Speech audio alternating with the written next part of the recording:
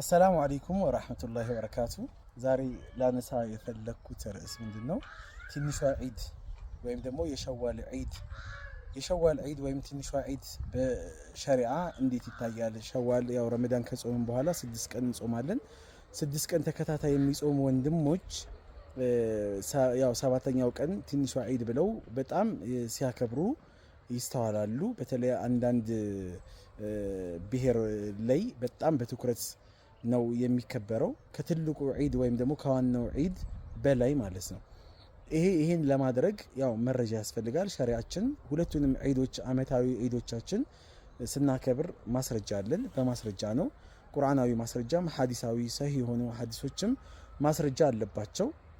እንዴት መከበር እንዳለብን ተክቢር እንዴት አድርገን መስገድ እንዳለብን እርዱንም በተመለከተ እያንዳንዱ ነገር ህግና ደንብ አለው።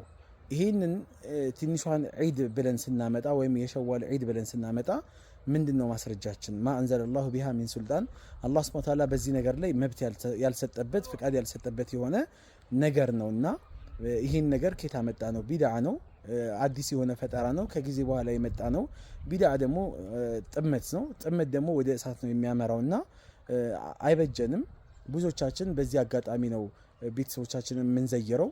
እኛ ሌላ ነገር ፈልገን አይደለም፣ እንዲህ አይደለም የሚል ምክንያቶችን እናቀርባለን።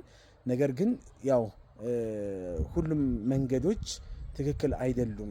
ምክንያት አቀረብንበትም አላቀረብንበትም ትክክል አይደለም። ያን ቀን ጠብቆ በዛን ቀን ዚያራ ማድረግ በዛን ቀን ጠብቆ የዛን ቀን የተለየ አድርጎ ያን ቀን ማሰብ በጣም ከባድ ነው። አንድ ቀን አሳልፋችሁ አድርጉ ቢባሉ ሰዎች አያደርጉም። ምሳሌ አንድ ቀን ዝቅ ብላችሁ ወይም ቀንሳችሁ አድርጉ ቢባሉም እንደዚሁ ፍቃደኛ አይደሉም። ያችን ቀን ጠብቆ 6ኛው ቀን ከተጾመ በኋላ ጠብቆ 7ኛው ላይ ማክበር ከሸሪዓችን ፍቃድ ውጪ ነውና ሁላችንም እንድንጠነቀቅ ለማለት ያህል ነው።